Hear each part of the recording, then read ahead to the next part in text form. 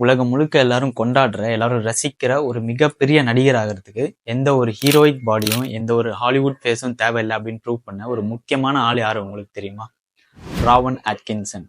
உங்களுக்கு புரியுற மாதிரி சொல்லணும்னா மிஸ்டர் பீன். ஸ்கூல் படிக்கிறப்ப இவரோட ஃபேஸை பார்த்து ஏலியன் மாதிரி இருக்கு அப்படின்னு சொல்லி இவரை கிண்டல் பண்ணி மார்க் பண்ணாத ஆளுங்களே கிடையாது. இவர் காலேஜ் போனதுக்கு அப்புறம் இவருக்கு ஆக்டிங் மேல ஒரு பெரிய பேஷன் ஏற்பட்டு அந்த பேஷன்னால ஒரு காமெடி கிளப்ல ஜாயின் பண்ணி எல்லாரையும் சிரிக்க வைக்கணும் அப்படின்னு ஆசைப்படுறாரு. அதனால கிடைக்கிற ஆடிஷன் எல்லாத்துலயுமே அட்டன் பண்றாரு. பட் அந்த ஆடிஷன்ல அவர்கிட்ட அந்த ஒரு சின்ன ப்ராப்ளம், ஸ்டாமரிங், திக்குவாய் அப்படின்னு சொல்லப்படுற அந்த ப்ராப்ளம்னால சரியா டைலாக் கூட டெலிவரி பண்ண முடியல. சரியா டைலாக் கூட டெலிவரி பண்ண முடியாத நீ எதுக்கே ஆக்டிங் வரணும் அப்படின்னு சொல்லி இவர் அவமானப்படுத்தி வெளியே அனுப்பிச்சிடுறாங்க. வெளியே வந்து அவரே இதை கொஞ்சம் கூட காதுல வாங்கிக்காம தனியா ஒரு ப்ரொடக்ஷன் கம்பெனியை ஸ்டார்ட் பண்றாரு. அதுல கொஞ்சம் கூட பேசாம சிரிக்காம தன்னோட ரியாக்ஷன் மூலமா மட்டும் சிரிக்க வைக்கிற ஒரு கேரக்டரை அவரே உருவாக்குறாரு. அந்த கேரக்டர் நேம் தான் மிஸ்டர் பீன். அந்த கேரக்டர் உலகம் முழுக்க ஹிட் ஆகுது. அந்த கேரக்டர் மேல இருக்க கிரேஸ்னால அவருக்குமே ஃபேன் பேஸ் அதிகமாகுது. இன்னைக்கு உலகத்துல அதிகமா பே பண்ற ஆக்டர்ல ராவன் அட்கின்சனும் ஒருத்தர்.